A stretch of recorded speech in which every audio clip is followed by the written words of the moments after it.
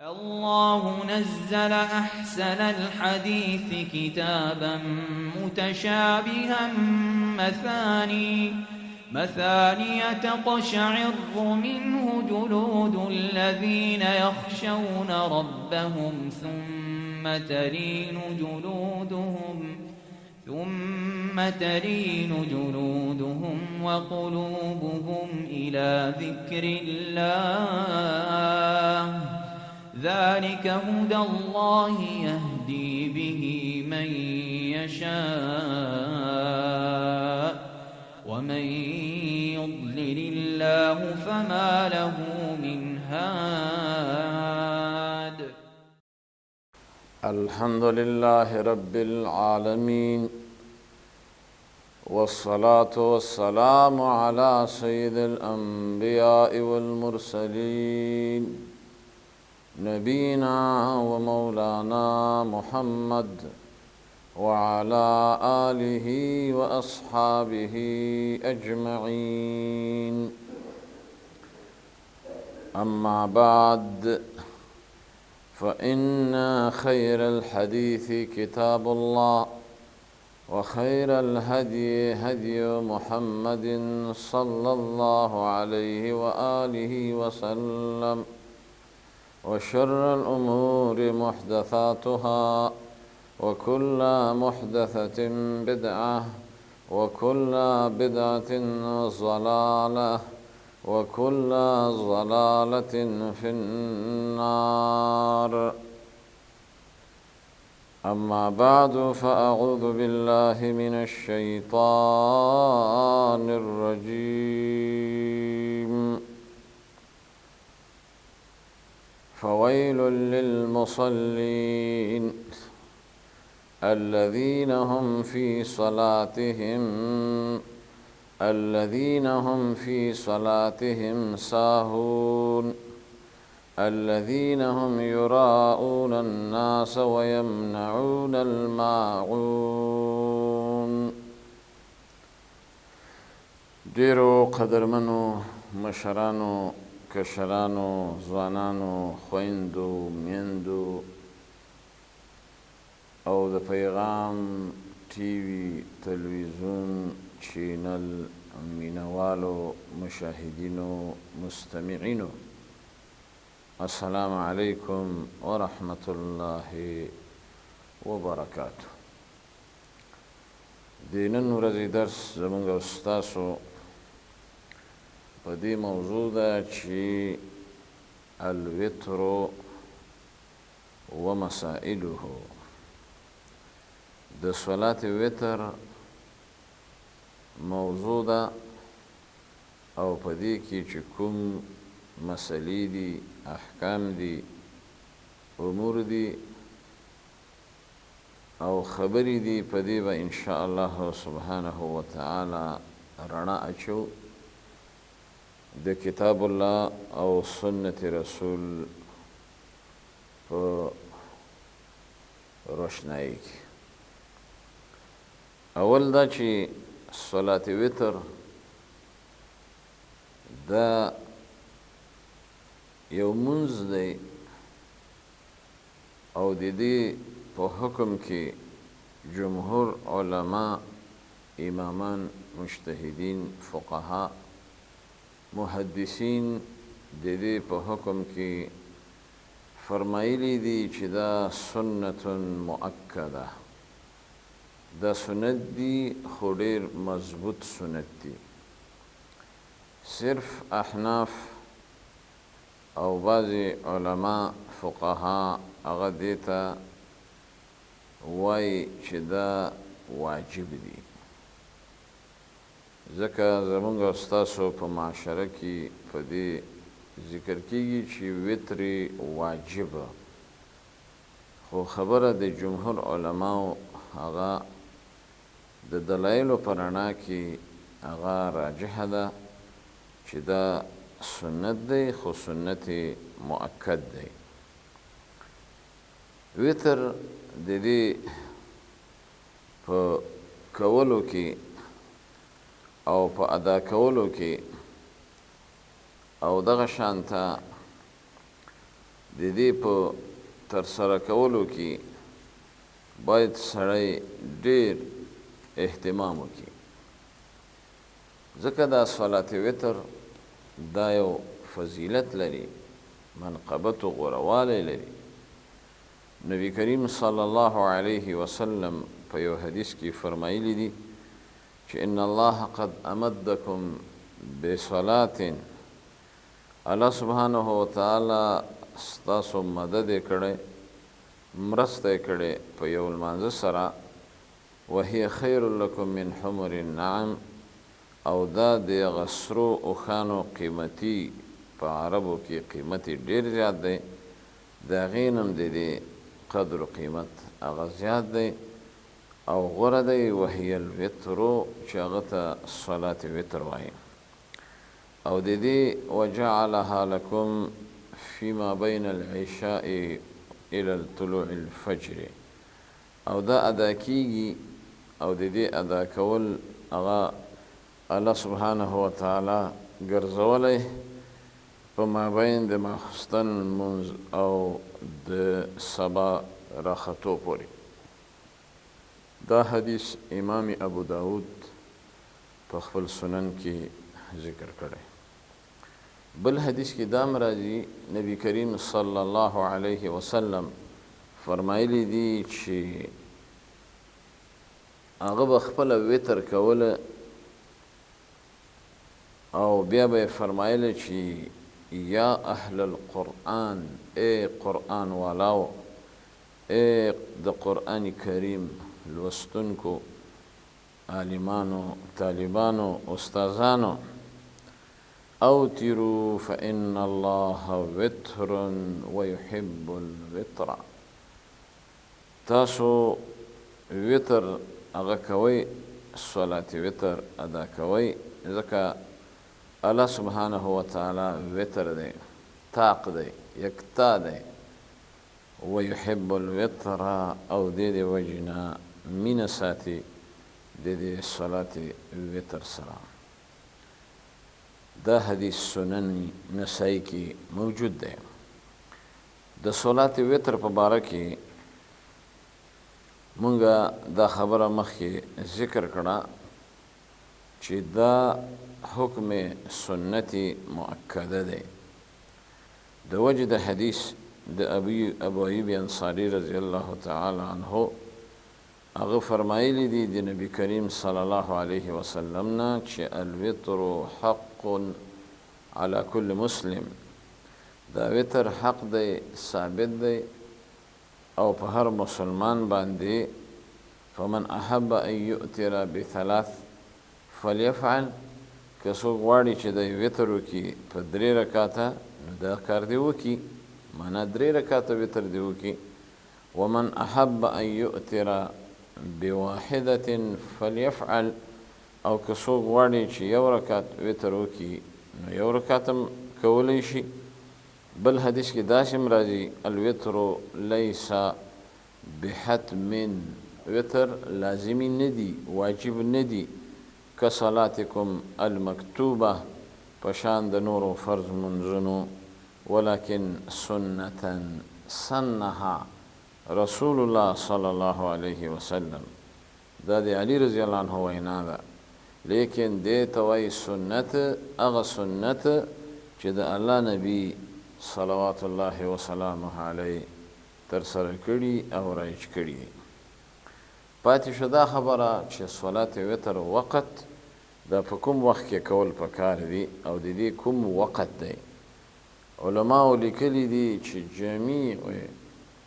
جميع اوقات الليل بعد صلاة العشاء، د صلات وتر وقت ټوله شپه ده، تر دې چې کله د ماخستن منځ وشي وتر جایز دی تر سبا راختو پورې. او یو روایت کې داسې هم راځي اوتروا قبل ان تصبحوا، مخکې د سبا د راختو نه صبح صادق چې ورته وایي وتر ادا کوئ. په یو بل روایت کې راځي اوتروا قبل ان تصبحوا یا اوتروا قبل الصبح، د د سبا د راختو نه مخکې تاسې دا وتر هغه ادا کړئ. پاتې شو دا خبره چې صلات وتر دا خو څو رکاته وي.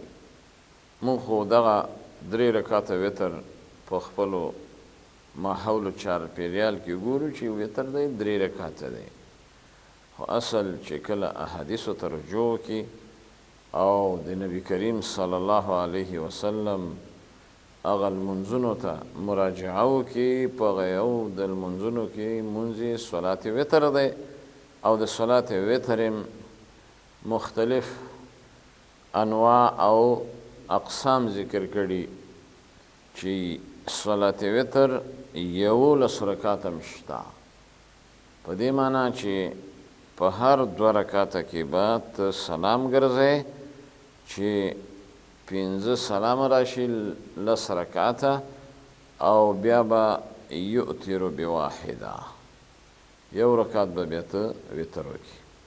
په دې باندې حدیث د عائشې رضی الله تعالی عنه موجود دی. دویمه طریقه د وتر او دویم نوع د وتر هغه د 14 رکعات او 14 رکعاته به څنګه کوي چې یسلم بین الرکعتین، هر 2 رکعاته کې سلام. معنا دا ده چې تا 12 رکعاته وکړه، 6 ځله د سلام وګرځاو، نو یؤتر بواحده، نو دی به بیا 1 رکعت وتر هغه وکړي. دلیل په دې باندې حدیث د عبدالله ابن عباس رضی الله تعالی عنهما دی. درېمه طریقه او نوع د وتر هغه دی دقه 14 رکعاته او سلام به ګرځي په هر رکعت کې تر دې چې یؤتر من ذلك ب5 سرد، بیا به دا 15 رکعاته په یو سلام سره او نه به کینی مګرم په آخر رکعت کې، نو 15 او 8 دا تقریبا راځي 14 رکعاته. 4 سلام شو او 15 رکعاته هغه وتر شو. او بل قسم د وتر نه نوعه هغه 9 رکعاته دی او نه به کینی منګرم په 8 رکعت کې او بیا به راشي 9 رکعت. بله طریقه د وتر 2 رکعاته دی چې نه به کینی منګرم په آخر رکعت کې، او بله طریقه د وتر هغه دا دی 1 رکعت او هغه به په آخر کې کوي. او بل د وتر طریقه هغه د 15 رکعاته چې په آخر کې به ته تشهد کوي. او بل د وتر طریقه مشهوره معروفه اکثره هغه د 3 رکعاته. د هغې بیا 2 طریقې دي. یوه طریقه یې دا ده چې په یو سلام او تشهد به نه کوي. دویمه طریقه یې دا ده چې په 2 سلام 2 رکعاته به یو وکړي او 1 رکعت به بیا هغه جدا وکړي. لکه دا دواړه قسمه وتر په حرمینو شریفینو کې خاص کر چې څوک لاړ شي عمرې ته او په روژه کې دا لیدلی شي په مسجد حرام کې او په مسجد نبوي کې. او بل قسم د وتر نه هغه دا دی چې رکعه واحده 1 رکعت وتر دا جایز دی، خو عادت به نه جوړی. الرکعتو من اللیل د شپې نه هغه ته 1 رکعت وتر هغه ته کولی شي. نو دې وجې نه د دې وتر په باره کې چې دا سړی کله ادا کړي، په کوم وخت کې د شپې اوله حصه کې، سری وخت د ماخستن نه بعد د منځه، یا په آخره حصه کې، نو په دې کې غوره او بهتر هغه دا دی چې صلات وتر د هغه چا دپاره چې نشي پاسېدلی د شپې په اخره حصه کې نو هغه د وتر وکړي قبل النوم مخکې د خوب نه د ماخستن د لمانځه پسې لکه نن سبا چې اکثره خلک دا کوي. دلیل د ابو هریره رضی الله تعالی عنه حدیث دی، روایت دی، فرمایلی دی دا حدیث په بخاری مسلم دواړو کې شته. اوصانی خلیلی بثلاث، زما خلیل چې محمد رسول الله دی دوست، هغه په 3 سیزونو باندې مال وصیت کړی، لا ادعهن حتی اموت، ما چرته پریښي نه دي تر مرګه پورې او نه به یې پرېږدم. یو د هغې نه صیام 3 ایام من کل شهر، 3 روژې په هره میاشت کې نیول چې هغه ته ایام البیض هم ویل کېدی شي، 12مه، 14مه، 16مه، 15مه، یا د هرې میاشتې 3 روژه علی الاطلاق ونیسه. او دویم رکعت الضحا، 2 رکعت المون د صلات الضحا. او دریم ان اوتر قبل ان انام، زه صلات وتر وکړم مخکې د دې نه چې زه ویده کېږم. وجه دا وه چې ابو هریره رضی الله عنه هغه طالب العلم و، د اصحاب الصفه د کسانو نه و، او هغه به بیګا شپې مذاکره کوله، مراجعه کوله او تکرار به د احادیثو کاوه.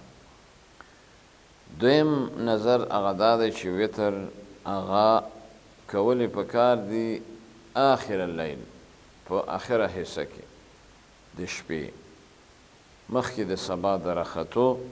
خو دا د هغه چې چا دپاره غوره دی، بهتر دی، مستحب دی، یستیقظ، چې هغه کولی شي چې د خوب نه هغه راپاسي. په دې باندې دلیل شته حدیث د جابر ابن عبدالله رضی الله تعالی عنهما، هغه وایي قال رسول الله صلی الله علیه وسلم من خاف ان لا يقوم من آخر الليل فليؤتر اوله. و یو سړی دی هغه یریږي په ځان باندې چېرې زه به په آخره حصه د شپې کې پانسمه، نو هغه له پکار دی چې په اوله حصه د شپې د ماخستن نه وروسته د صلات وتر وکړي. ومن طمع ان يقوم آخر الليل فليؤتر آخره. او که یو سړی په ځان اعتماد لري چېرې زه خو آخره حصه کې د شپې پاسېږم او اوچتېږم، نو دی دې بیا دغه لمونځ په آخره حصه د شپې کې وکړي، ځکه فإن صلاة آخر الليل مشهودة وذلك افضل، ځکه چې په دې شپه کې ملائکې حاضریږي، راکوزیږي، او دغه وجه ده چې دا غوره او بهتر طریقه ده په باب د صلات وتر کې. او بل احادیث دی په دې باب نور ډېر زیات په لسګونو، چې یو د هغه احادیثو نه دا حدیث هم دی چې اجعلوا آخر صلاتکم باللیل وترا، تاسو وګرځوئ خپل لمونځ په آخره حصه د شپې کې چې هغه وتر دی. نو دغه وجه ده چې فضیلت هغه په دې آخره حصه د شپې کې دی، ځکه چې په یو حدیث کې راځي چې ينزل ربنا سبحانه وتعالى الى سماء الدنيا، د الله سبحانه وتعالى را کوزیدل اسمان د دنیا ته، دا یقیني دی، حدیث دی، زمون په ایمان دی. او فیقول، بیا په دې وخت کې د آواز کوي هل من مستغفر فاغفر له، آیا څوک شته چې هغه زمانه بخښنه وغواړي بخښنه ورته کړم، او څوک شته چې هغه زمانه څه حاجت غواړي حاجت یې پوره کړم. نو دا څومره لویه خبره ده چې الله سبحانه وتعالی د خپل شان مطابق هغه راکوزیږي. د هغه راکوزېدل هره شپه دي او په آخره حصه کې، او په خپله بې آواز کوي. نو خوش قسمته دي هغه منځګزار، هغه مؤمنان، هغه نارینه، هغه زنانه چې د شپې تهجد گزاره وي، تهجد کوي. ځکه تهجد چې دی دا ابو صالحین، دا د صالحانو یو نیک او ښه خوی دی. د دې وجې نه پیغمبر علیه السلام به تهجد کاوه، دغه په حق کې تهجد هغه فرض و، اما زموږ او ستاسو په حق کې دا سنت دی او سنت مؤکده. د دې وجې نه تهجد کې ډېر فواید دي، ډېرې خوبایي دي چې په دې باندې یو عالم کتاب لیکلی چې په هغه کتاب کې د تهجد دپاره تقریبا 100 فواید ذکر کړي.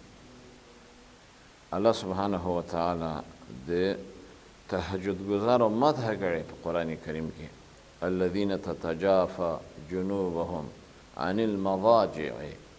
الله صفت کوي دغه کسانو چې هغوی په خپلو بسترو کې راوچتیږي او رب العالمین ته ودرېږي او تهجد کوي، وبالاسحار هم یستغفرون، او بیا دغسې وخت کې د سهار د الله سبحانه وتعالی نه د معافۍ او مغفرت دعاګانې کوي.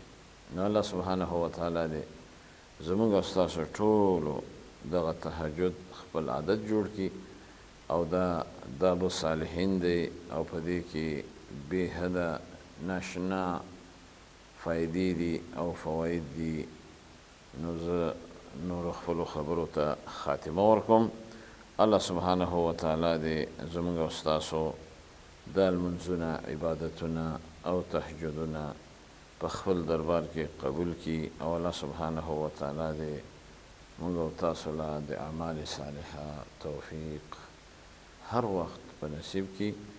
نورم په الله جل جلاله سپارم تر بلې حلقې پورې. فی امان الله سبحانه وتعالى. الله نزل أحسن الحديث كتابا متشابها مثاني تقشعر منه جلود الذين يخشون ربهم ثم تلين